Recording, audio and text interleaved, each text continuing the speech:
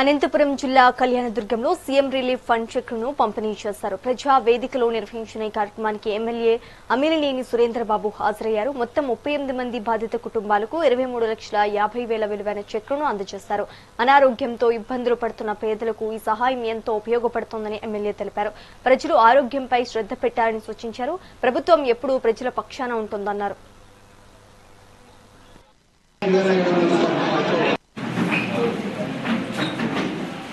జై చంద్రబాబు జై చంద్రబాబు జై చంద్రబాబు జై చంద్రబాబు జై పవన్ కళ్యాణ్ జై పవన్ కళ్యాణ్ జై నారా లోకేష్ బాబు గారు జై నారా లోకేష్ బాబు గారు నరేంద్ర మోడీ గారు జై సురేంద్రన్న నాయకత్వం వర్ధిల్లాలి నాయకత్వం వర్ధిల్లాలి నాయకత్వం వర్ధిల్లాలి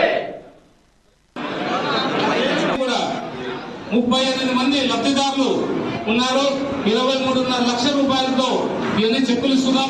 ఇంకా పోయినసారి కొంతమంది తీసుకోలేదు, వాళ్ళ చెక్కులు కూడా ఉన్నాయి, వాళ్ళు కూడా ఇస్తాం. ఇవి కాకుండా వచ్చే వారం ఇంకొక 30 మంది చెక్కులు కూడా తీసుకొచ్చి ఏర్పాటు చేస్తాం. ఖచ్చితంగా మన ప్రాంతం మీద ఉన్న ప్రేమని ఖచ్చితంగా చంద్రబాబు నాయుడు ఎప్పటికప్పుడు చెప్తూ వచ్చారు. మొన్ననే చెప్పారు,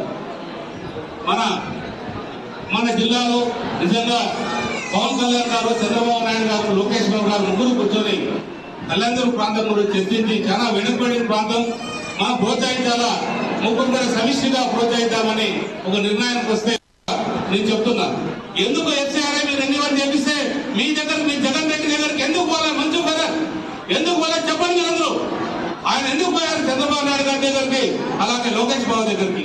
అది ప్రజలందరికీ తెలుసు. వాళ్ళే ఇది 2 మంది చేయించారు, వాళ్ళతోనే అయింది. ఇతని దగ్గర 2022లో పోతే కూడా ఇతను ఏమీ చేయలేదు. ఇంకొకటి వెనక నుంచి ఇంకొక మాట కూడా ఉంది, అది నేను చెప్పదలుచుకోలేదు బహిరంగంగా. అంటే వీళ్ళు ఈ వైసీపీ నాయకులు ఎక్కడైతే ఈ 2019 నుంచి 24 వరకు చేశారో అక్రమాలు, అలాంటి అక్రమానికే పొడగట్టారంటే ఎందుకంటే ఆర్టీటీ అనే సంస్థ అందరికి సంబంధించిన సంస్థ కూడా 38 మంది లబ్ధిదారులు ఉన్నారు. 23.5 లక్షల రూపాయలు